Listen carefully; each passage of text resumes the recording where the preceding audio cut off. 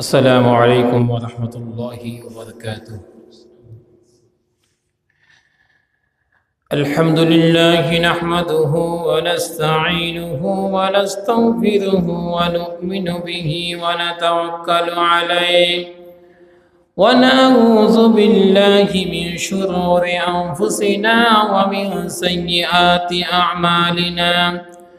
من يهده الله فلا مضل له ومن يضلل فلا هادي له، ونشهد أن لا إله إلا الله وحده لا شريك له، ونشهد أن سيدنا وحبيبنا ومولانا محمد عبده ورسوله الذي أرسله بالحق بشيرا ونذيرا وداعيا إلى الله بإذنه وسراجا وقمرا منيرا. فقد قال الله تعالى في كلامه المجيد وفرقانه الحميد: أعوذ بالله من الشيطان الرجيم. بسم الله الرحمن الرحيم. إن الله وملائكته يصلون على النبي يا أيها الذين آمنوا صلوا عليه وسلموا تسليما. صلى الله على سيدنا محمد وآله وأصحابه صلاة يا رسول الله عليكم.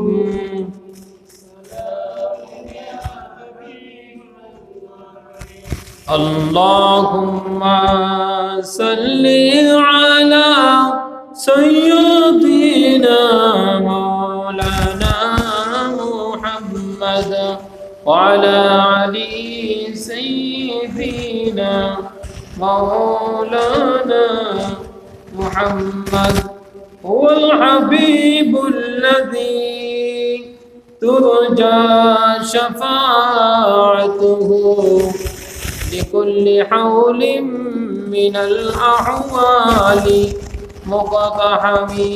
اللهم صل على مولانا محمد وعلى علي سيدنا. بلغ العلا بكماله كشف الدجى بجماله حسنت جميع خصاله صلوا عليه وآله. সম্মানিত আল্লাহ মসজিদের অতিথিবৃন্দরা, মাইকের আওয়াজ যতটুকু শোনা যাচ্ছে, আলোচনার শুরুতে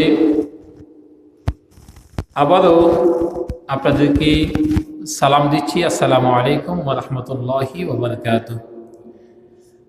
আল্লাহ সুবহানাহু ওয়া তাআলা দরবারে লক্ষ কোটি শুকরিয়া আদায় করছি যে আল্লাহ তাআলা আমাদেরকে আল্লাহর ঘর মসজিদে আসার জন্য, বসার জন্য,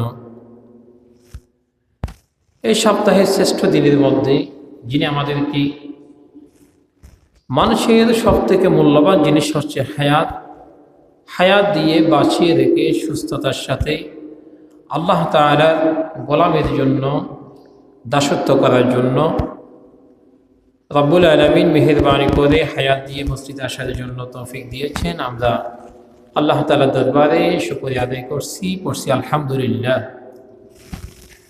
লক্ষ কোটি দরুদ এবং সালাম পেশ করছি সর্বকালের সর্বশ্রেষ্ঠ রাসূল রাহমাতুল লিল আলামিন মুহাম্মদ আরবি সাল্লাল্লাহু আলাইহি ওয়াসাল্লাম, যার পৃথিবীতে আগমন হওয়ার মধ্য দিয়ে অন্ধকার সমাজটা আলোকিত হয়েছে।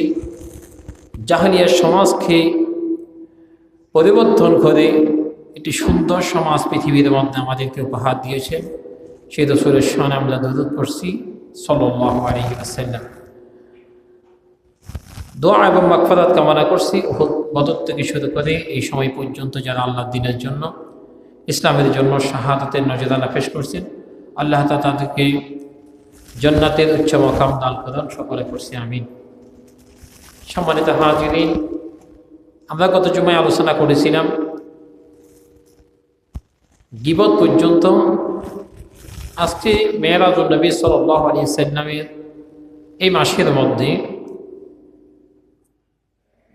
যেটা হচ্ছে এক একটি শিক্ষা রাসূল করিম সাল্লাল্লাহু আলাইহি ওয়াসাল্লামকে আল্লাহ সুবহানাহু ওয়া তাআলা দিয়েছেন যাতে উম্মতকে শিক্ষা দেওয়ার জন্য। যারা সুদখোর, যারা সুদ খায়,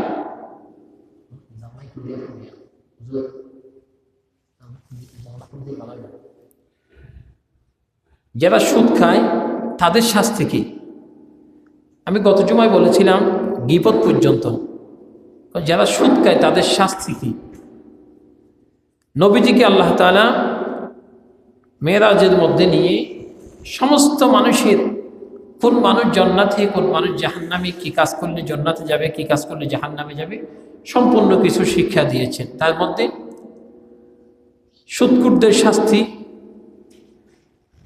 এই ব্যাখ্যা যখন নবীজি মেরাজ থেকে আসলেন তখন বললেন তাদের পেটগুলি হবে অনেক বড়। আপনারা জানেন যারা সুদ খায় তাদের পেটগুলি স্বাভাবিকভাবে বড় দেখা যায়। সুদখোর এবং ঘুষখোর যারা সুদের সাথে সম্পৃক্ত এবং ঘুষের সাথে সম্পৃক্ত তাদের পেটগুলিকে দেখতে অনেক বড় দেখা যায়। তারা তাদের অবস্থান থেকে নড়াচড়া করতে পারবে না কিয়ামতের দিন, একই জায়গায় দাঁড়িয়ে থাকবে, যেহেতু তাদের পেট বড় হবে, নড়াচড়া করতে পারবে না। নবীজি বললেন আমি সে অবস্থায় তাদেরকে মেরাজে দেখেছি এবং তাদের হাসর হবে ফেরাউনের সাথে। নাউজুবিল্লাহি মিন যালিক। আমরা চাই আমাদের হাসরটা আমাদের নবীর সাথে হোক, এটা আমরা আল্লাহ তাআলার কাছে কামনা করি এবং দোয়া করি।